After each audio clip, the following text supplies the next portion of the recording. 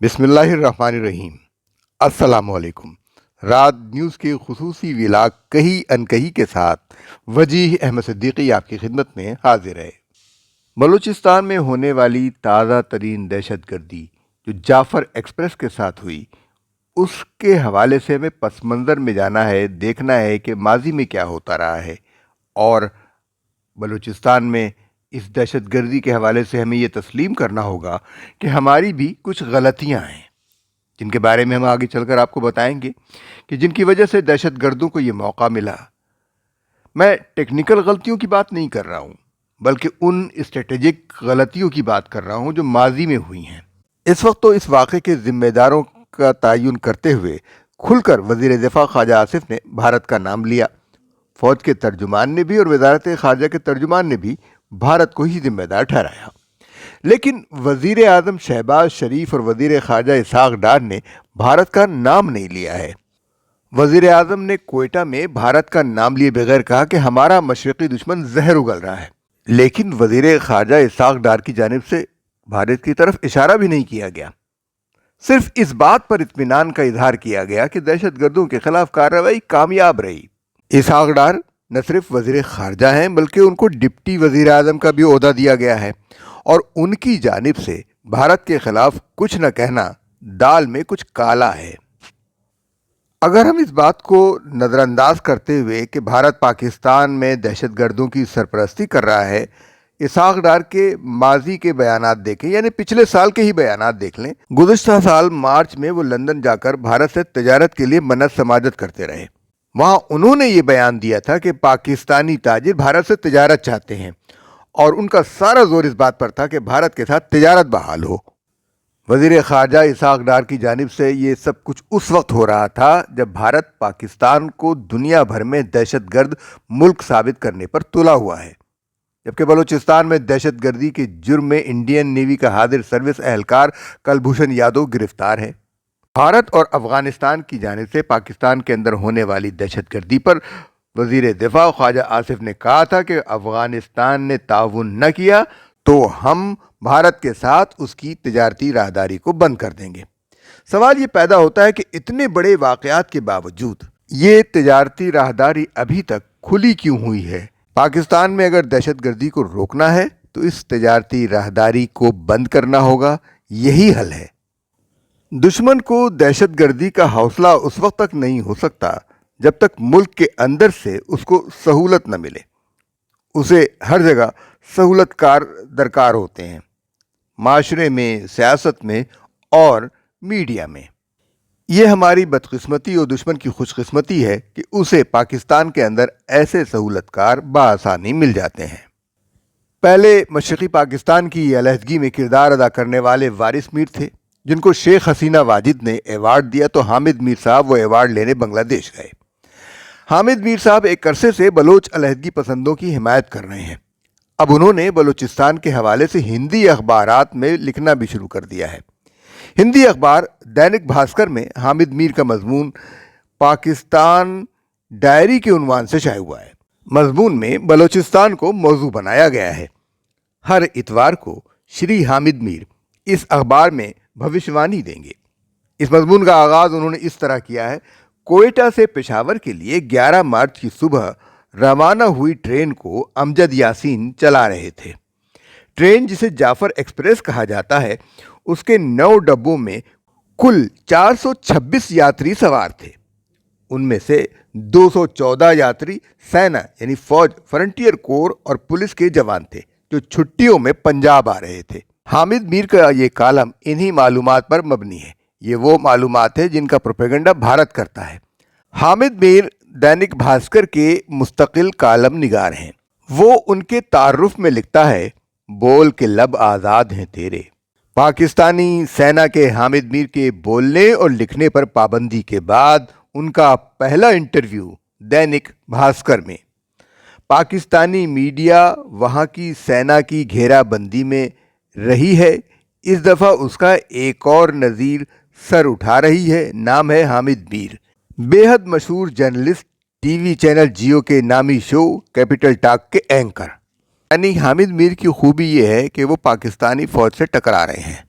ہمیں اپنے اداروں سے بہت شکایات ہیں، لیکن ہم اپنے قلم سے اپنے اداروں کے وقار کو مجروح نہیں کریں گے، اور ان شکایات کا اظہار ہم اپنے ہی ملک میں، اپنے ہی اخبارات میں، اپنے ہی ٹی وی چینلز پر، اپنے ہی حلقے میں اپنے ہی لوگوں سے کرتے ہیں۔ ناراض ہو کر دشمن کی گود میں نہیں جا کر بیٹھ جاتے، لیکن ہمیں اپنے اداروں سے یہی شکایت ہے کہ آپ کی نظر عنایت بھی انہی غداروں پر ہوتی ہے جو آپ سے ناراض ہو کر دشمن کے کیمپ میں جا کر بیٹھ جاتے ہیں، اور آپ ہم سے بہتر جانتے ہیں کہ ناراضگی کی وجہ نظریاتی نہیں بلکہ مالیاتی ہوتی ہے۔ جب اس دہشت گردی کا الزام بھارت پر لگا تو حامد میر بھارت کے اخبارات میں کالم لکھ رہے ہیں۔ بھارتی دفتر خارجہ اور بھارتی میڈیا نہ صرف اپنی وضاحت کرتا ہے بلکہ جعفر ایکسپریس کے معاملے میں افغانستان کی صفائی بھی پیش کرتا ہے۔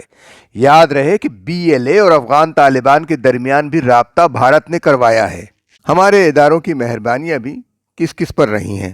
ماضی میں نجم سیٹھی بھی پاکستان سے بلوچستان کی آزادی کے لیے لڑتے ہوئے پکڑے گئے تھے، لیکن ان کو پاکستان میں نہ صرف صحافت کرنے کی آزادی دی گئی بلکہ ان کو نگراں وزیر اعلیٰ پنجاب بنایا گیا، پی سی بی کا چیئرمین بنایا گیا۔ جو شخص کرکٹ کی الف بے نہیں جانتا تھا اس کو کرکٹ بورڈ کی چیئرمینی دی گئی جہاں اس نے غبن پہ غبن کیے۔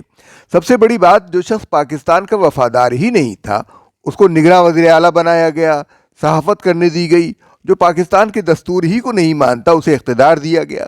جو شخص آئین کے آرٹیکل 62 اور 63 کی شرائط پر پورا نہیں اترتا اور اپنے کردار میں پاکستان کا غدار ہی رہا ہے، جب ایسے لوگوں کو نہ صرف چھوٹ ملے گی بلکہ ان کو سر پر چڑھایا جائے گا تو محب وطن لوگ اپنے بارے میں کیا سوچیں گے؟ کیا پاکستان سے محبت کرنا کوئی جرم ہے؟ حقیقت تو یہ ہے کہ پی سی بی کا چیئرمین بھی اس کو خلاف قانون بنایا گیا تھا، جس پر ٹرانسپیرنسی انٹرنیشنل نے بھی اعتراض کیا تھا، جبکہ صرف بورڈ کا ممبر ہی چیئرمین بن سکتا تھا، جبکہ یہ بورڈ کا رکن تک ہی نہیں تھا۔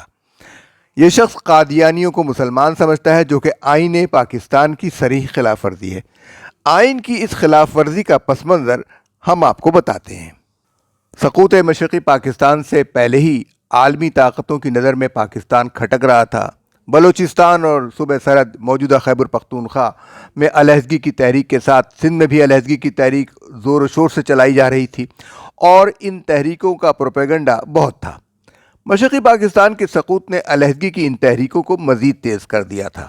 پھر 1974 میں پاکستان کے آئین میں 7 ستمبر کو دوسری ترمیم کی گئی، جس کے نتیجے میں رسول اکرم صلی اللہ علیہ وسلم کو آخری نبی نہ ماننے والے اپنے آپ کو مسلمان نہیں کہہ سکتے، اور اس عقیدے کی ترویج کرنا جرم قرار پایا کہ رسول اکرم صلی اللہ علیہ وآلہ وسلم کے بعد بھی کوئی نبی آ سکتا ہے۔ صدر ذوالفقار علی بھٹو کے حصے میں یہ سعادت آئی تھی، لیکن اس عقیدے کے علمبردار اس آئینی ترمیم پر پاکستان کے دشمن بن گئے۔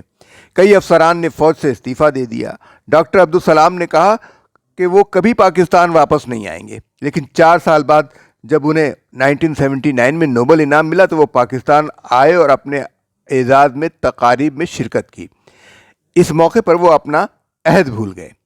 ذکر ہے نجم سیٹھی کا۔ اس زمانے میں کیا کردار تھا؟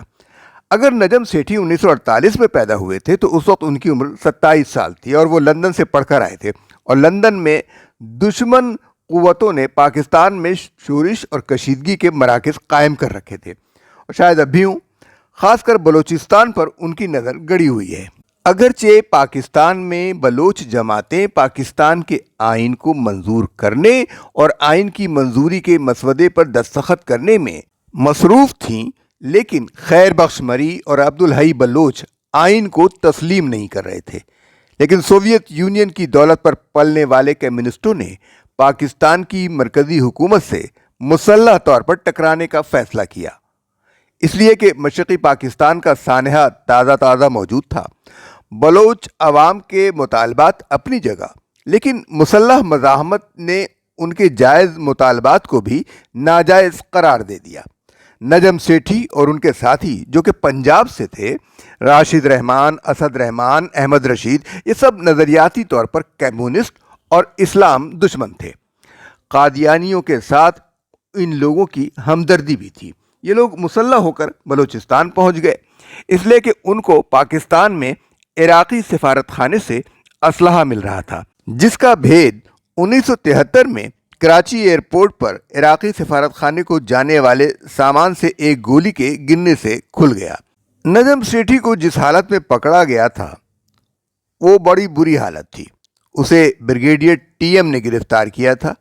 ان کے ساتھ راشد رحمان اور اسد رحمان جو کہ جسٹس ایس اے رحمان کے بیٹے تھے۔ جسٹس ایس اے رحمان کا نام جسٹس شیخ سر عبد الرحمان تھا۔ وہ حیدرآباد ٹریبونل کے سربراہ تھے۔ ان کے بیٹے خود باغی بلوچوں کے ساتھ بھارت کے تعاون سے بغاوت میں ملوث تھے۔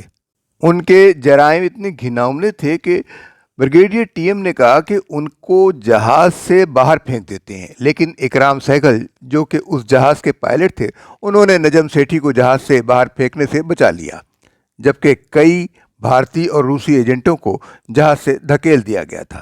نجم سیٹھی چاکر خان کے کوڈ نام سے پاکستان کے خلاف بغاوت کی جنگ لڑ رہا تھا۔ یہ کہانی تو بہت طویل ہے، لیکن اگر نجم سیٹھی نے اس سے انکار کیا تو اکرام سہگل صاحب موجود ہیں، وہ اس کی تصدیق یا تردید کر سکتے ہیں کہ انہوں نے نجم سیٹھی کو بچایا تھا یا نہیں بچایا۔ آج پاکستان کے غداروں کو اتنی اجازت ہے کہ وہ پاکستان کے نظریات پر ضرب لگاتے رہیں، پاکستان کے خلاف بولتے رہیں، بکواس کرتے رہیں۔ نجم سیٹھی کا ادارہ وین گارڈ کا رابطہ بھارت کے ساتھ ہے۔ آپ کو بھارت میں شائع ہونے والی کتاب پاکستان میں چاہیے تو وین گارڈ آپ کو پہنچا دے گا۔ اسلام آباد میں سپر مارکیٹ میں اس کی عمارت ٹینس کورٹ کے پاس موجود ہے۔ نجم سیٹھی نے پاکستان کی سیاست کے متنازع ترین جج جسٹس منیر احمد کی کتاب جناح ٹو ضیاء شائع کی۔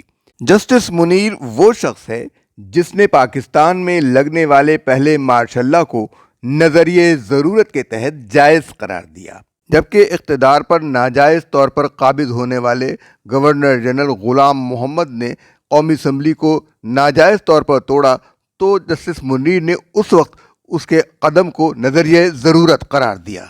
1953 میں قادیانیوں نے مسلمانوں کا قتل عام کیا تو اس میں بھی یہ قادیانیوں کا حامی اور وفادار رہا۔ اپنی اس کتاب میں بھی قادیانیوں کو اس نے مسلمان قرار دیا اور تمام علماء کرام کی مذمت کی جنہوں نے قادیانیوں کو غیر مسلم قرار دلوایا۔ نجم سیٹھی آج کل جھوٹ بول کر امریکہ میں بیٹھے ہیں۔ ان کے دعوے میں یہ کتنی حقیقت ہے یہ تو اللہ ہی جانے کہ ان کو القاعدہ اور طالبان نے ٹیلی فون پر دھمکی دی۔ طالبان اور القاعدہ کی سرگرمیاں پاکستان میں بڑی حد تک محدود ہیں۔ یہ بات جھوٹ اس لیے ہے کہ امریکہ میں پناہ حاصل کرنے کے لیے طالبان کی دھمکی ایک سرٹیفکیٹ کی حیثیت رکھتی تھی، لیکن وہی طالبان آج کل بلوچستان کی آزادی کی جنگ لڑ رہے ہیں، تو نجم سیٹھی امریکہ سے بیٹھے کیا سوچ رہے ہیں؟ آج کے لیے اتنا ہی، لیکن جانے سے پہلے ہمارے چینل کو لائک کر لیجئے، سبسکرائب کیجئے، اگر نہیں کیا ہے تو کر لیجئے، اور اگر کر لیا ہے تو دوسروں کو بھی کہیے کہ ہمارے چینل کو لائک کریں، سبسکرائب کریں اور ہمارے پیغام کو دور تک پہنچائیں۔ ہمیں اجازت دیجیے، اللہ حافظ۔